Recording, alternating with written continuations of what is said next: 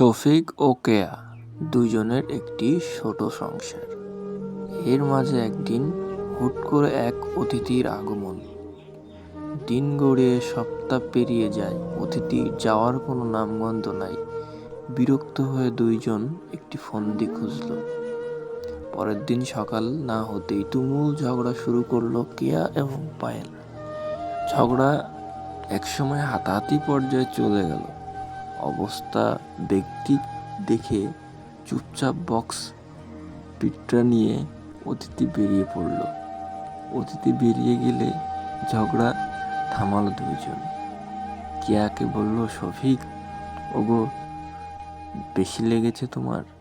কেয়া বলল, আরে না, আমি তো লোক দেখানো কাঁদছিলাম।